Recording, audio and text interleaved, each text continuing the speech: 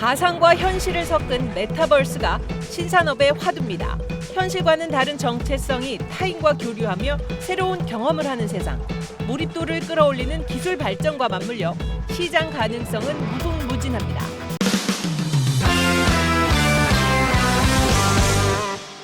산업계, 증권가, 그에 따른 투자자들 앞다퉈서 메타버스를 주목하고 있는데요. 오늘 친절하게 이게 뭔지 파헤쳐 드리겠습니다. 한송 기자 안녕하세요. 네, 안녕하세요. 전문가나 관련 업계는 이미 너무나 잘 알겠지만 사실 대중의 관심을 부른 거는 며칠 안 됐어요. 미국 로블록스의 상장이었죠. 그죠? 네. 시가총액이 지금 43조 원까지 어떻습니까? 쿠팡 100조 나오고 네, 그래서 네. 이제 40조가 아무렇지도 않게 느껴지기도 하는데 사실 굉장히 이게 큰- 시가총액이 43조라 그러면은 우리나라 현대차 시가총액이 네, 한 네. 40조대 후반 정도 됩니다. 그러니까 상장하자마자 한 번에 이 정도 규모에 올라가는 게임이에요. 기본적으로 로블록스가. 작년에 제가 1년 동안 미국에 가 있을 때 아이가 이제 초등학생이었는데 네. 주변에 로블록스를 안 하는 애가 없다라고 오. 얘기를 했었어요. 그리고 애들이 좋아하는 유튜브 콘텐츠를 따라가다 보면 로블록스를 도저히 피해갈 수가 없다. 로블록스가 그만큼 콘텐츠가 유튜브에서 많이 만들어지고 아이들이 많이 본다라고 하는 건데 내가 캐릭터를 만들어서 그 안에서 노는 거예요. 그 안에서 놀고 친구들도 만나고 자기들이 직접 게임을 만들기도 하고 이런다는 거예요. 그래서 이게 메타버스의 마치 대명사처럼 최근에 상징처럼 된 측면이 좀 있는데 그럼 기존의 거하고는 뭐가 다르냐라고 생각을 해보면 예전에는 그냥 개발사들이 제작 회사가 만들어놨던 공간에서 내가 들어가서 놀기만 했다고 한다면 이제는 그 안에서 내가 뭔가를 또 다른 2차 창작물을 만들어낸다든지 그쵸? 그다음에 그 안에서 사람들이 만나서 뭔가를 그러니까 현실 세계에서 했던 것들을 그 안에서 하고 있는 거죠. 그러니까 현실과 가상 공간의 접점이 점점 넓어지고 있는. 이 메타버스가 더 이렇게 주목을 받고 이런 정도의 시장 가치를 인정받게 된 게 아마 코로나 영향이 굉장히 컸던 것 같아요. 그게 컸던 것 같아요. 사회적 거리두기로 만나지도 못하고 집에 나오지도 않는데 사실 사람은 기본적으로 사회적 동물 이게 소셜라이즈가 돼야 되기 때문에 이런 공간에서라도 하는 거죠. 그죠? 최근에 그 SK텔레콤이 만든 점프 VR이라는 그 플랫폼이 있는데 네. 거기서 이제 순천향대학교 신입생 환영회가 열렸습니다. 신입생들이 각자의 아바타를 만들어서 거기 들어갔고 그 안에서 이제 총장님 말씀도 하시고. 네이버는 자체적으로 만든 제페토라는 플랫폼이 있는데 거기서 자기네들 이번에 신입사원 연수를 했고요. 작년에 코로나 때문에 막 모이질 못했을 때 일본의 한 초등학생이 마인크래프트에서 자기 학교를 만들어가지고 그렇죠. 그 안에서 친구들끼리 만나서 졸업식도 하고 코로나 때문에 그 안에서 원래 그냥 놀기만 했던 공간에서 이런 것들이 이제 현실과 접목이 되기 시작했다는 거죠. 기성세대들은 그러면 가상과 현실을 헷갈리면 어떡하지? 하지만 나와서 나는 거기에 있어야 되는데 이런 느낌을 갖는 것 같진 않아요. 어떤 형태에 어느 정도 몰입을 했느냐에 따라서 그건 물론 다를 수 있겠죠. 제가 좀 전에 제페토를 저도 이제 해봐야 되니까 제페토를 제페토 해보고 엄청나요. 왔는데 2억 명이에요 가입자가. 해외 이용자가 1억 9천만 네, 명쯤 된답니다. 거기서 보면 아바타를 이렇게 막 만들어서 꾸며요. 아바타를 꾸미고 거기서 인스타그램 우리가 하듯이 가상의 아바타를 가지고 SNS를 꾸미는 거죠. 거기서 사람들끼리 다이렉트 메시지를 주고받고 팔로우를 하고 그렇죠. 그래서 그리고 또 옷을 사고 그러다 보니까 구찌나 이런 데들은 거기에다가 또 이제 맞습니다. 관을 만들고 구찌 굉장히 가방이 한 3, 4천 원 정도. 3, 4천 원. 경제활동 얘기가 나와서 그런데 거기 안에서 사실 살아가는 경험을 주는 거잖아요. 그죠? 그렇죠. 그러다 보니까 부동산 거래도 하고 막 이런다면서요. 최근에 이것도 약간 좀 유명해진 플랫폼인데 어스2라는 맞아. 어스2 플랫폼인데요. 들어왔어요. 예. 그걸 들어가 보면은 땅을 이렇게 거긴 타일이라고 부르는데 이렇게 네모나게 이렇게 잘게 다 쪼개놨어요. 특이한 LH 직원들 모양 지분 쪼개기 한 것처럼 아주 가늘게 잘 쪼개놨는데 네.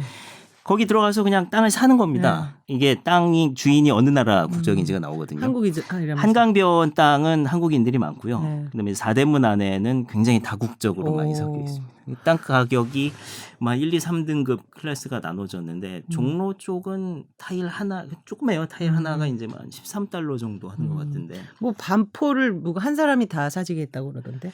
반포도 넓어가지고 제가 그것까지 따져보진 않았는데 그 말 그대로 또 하나의 지구라 그래서 어스2예요. 이게 진짜 돈이 되는 게 맞긴 맞느냐. 이 어스2를 만든 사람들이 이제 주로 게임 개발자 출신들이 많이 들어가 있더라고요. 네. 그래서 이거를 봉이 김선달처럼 그 땅을 지금 쪼개서 팔고 있는 건데 유저들끼리 거래를 하면서 땅 가격의 변동이 오기도 그렇죠. 하고 실제로 이게 그러면은 돈을 주고 샀는데 나중에 돈을 찾을 수도 있느냐에 대해서는 그동안 사실 약간 논란이 있었는데 이게 뭐 출금을 하려고 그랬더니 너무 오래 걸린다 이게 되는 게 맞냐 그랬는데 어제 개발자들이 공지를 했는데 이번 주 중으로 출금 서비스를 본격적으로 런칭을 하겠다.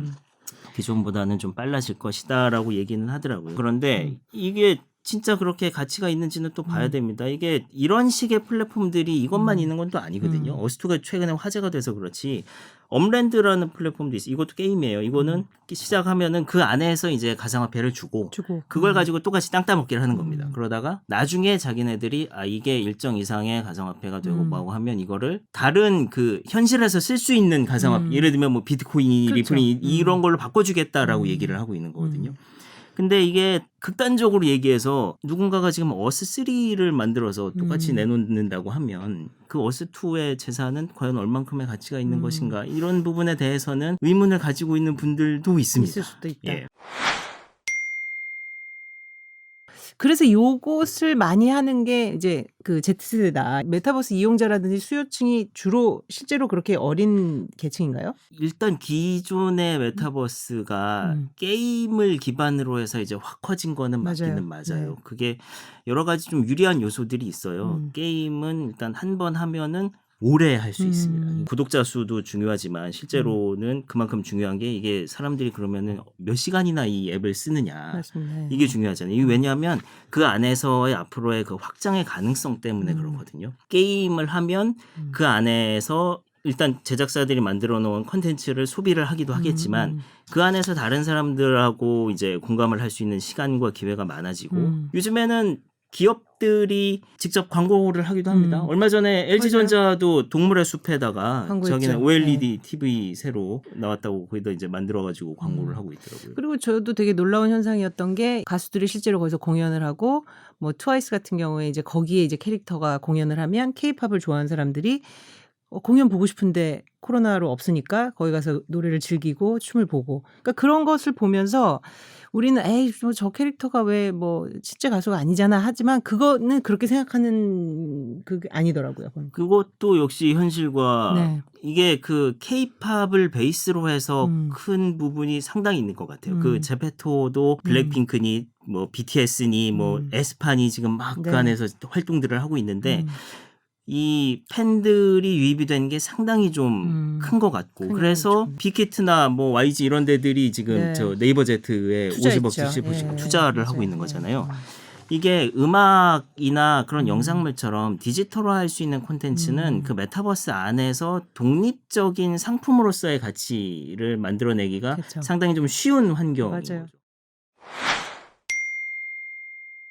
결국은 이런 상상을 현실화시킬 수 있는 어떤 VR, AR 기기, 기술 또 그에 수반되는 통신 속도 이런 것들이 사실 따라와 줬기 때문에 가능한 거죠. 그렇죠. 그게 결정적인 계기가 됐습니다. 사실 메타버스 산업이라고 하는 게 우리가 최근에 비트코인 얘기 저희 방송에서도 많이 다루고 있습니다만은 비트코인 가격이 뛰면서 그 그래픽 카드 만드는 엔비디아의 주가가 그렇게 뛰었다는 거 아니에요? 그러니까 이 메타버스 산업이 기본적으로 자리를 잡으려면 대용량의 데이터를 처리할 수 있는 서버 문제부터 시작해서 어떤 장비를 가지고 메타버스에 접속할 것이냐. 그러니까 지금은 뭐 쉽게 생각하면 스마트폰이라든가 아니면은 뭐 흔히 아는 이렇게 쓰는 글라스 형태의 뭐 VR 장비라든가 그다음에 어떤 메타버스에 접속할 것이냐. 이 로블록스냐, 제페토냐, 뭐 포트나이트냐, 플랫폼에 대한 전쟁. 그다음에 메타버스 안에서 어떤 콘텐츠를 가지고 돈을 벌 것이냐. 이게 뭐 엔터테인먼트가 될 수도 있고 아이템이 될 수도 있고 이런 식으로 이 다양한 차원에서 플랫폼을 선점하기 위한 경쟁이 지금 굉장히 치열하게 벌어지고 있다. 네. 실제로 그런 분위기가 어떤 주식시장이라든지 요새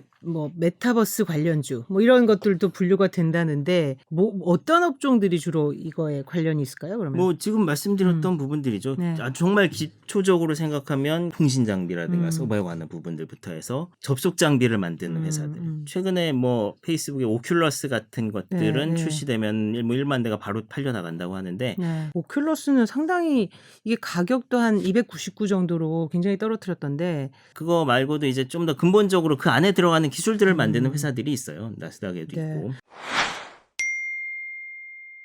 우리가 참 미국이나 이런 데 비해서 좀 늦어졌나 했는데 생각해보니까 우리가 메타버스의 원조다. 이게 말이 되더라고요. 제가 보니까 기억하시겠지만 싸이월드가 있잖아요. 싸이월드가 사실 미니홈피가 일종의 그 가상 공간이죠. 그것의 아바타, 나를 하나의 캐릭터를 설정하고 도토리가 이제 가상화폐잖아요. 도토리로 거래를 하고. 뭐 메타버스라는 말이 만들어진 거는 뭐 더 전이라고는 전이지만, 합니다. 뭐 90년대 무슨 소설에 나왔다고 하는데 초기 형태의 메타버스는 싸이월드에서 상당히 좀 찾아볼 수 있는 것 같아요. 그렇죠. 말씀하신 컨셉 대로 자체가 있어요. 그죠? 나를 미니미를 만들고 뭐 거기서 나온 아이템을 꾸미고 파도를 타고 들어가서 일촌을 맺고 뭐 네. 친구를 하고 하는 이 기본적인 시스템들이. 근데 그들이 만들어 놓은 콘텐츠만 우리가 들어가서 돈을 쓰기만 했다면 이제는 그 안에 들어가서 유저들이 직접 뭔가 독립적인 그렇죠. 경제 네. 활동을 할 수 있다는 그 부분이 큰 것 같아요. 그래서 싸이월드 Z라고 이번에 하던데 이제 다시 만든다고 하는데 거기도 Z를 네. 그 제페토 만든데도 이름이 네이버 Z거든요.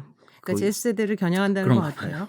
그래서 저는 진짜 그 싸이월드가 원조다 누가 이런 얘기를 하니까 약간 무릎을 친 게 그 컨셉은 있는데 말씀하신 대로 너무 성견지명이 이제 빨랐다 이런 아쉬움이 있지만 지금 다시 이제 서비스를 하겠다고 하니 이 메타버스 이 분위기하고 맞물려서 뭔가 좀 성과를 낼지 그것도 한번 지켜볼 문제라고 생각을 합니다. 오늘 전 세계 화두로 떠오르고 있는 메타버스에 관해서 도대체 이게 뭐고 어떤 업계가 움직이고 있고 향후 전망은 어떨지 우리 한승우 기자와 다뤄봤습니다. 고맙습니다. 네.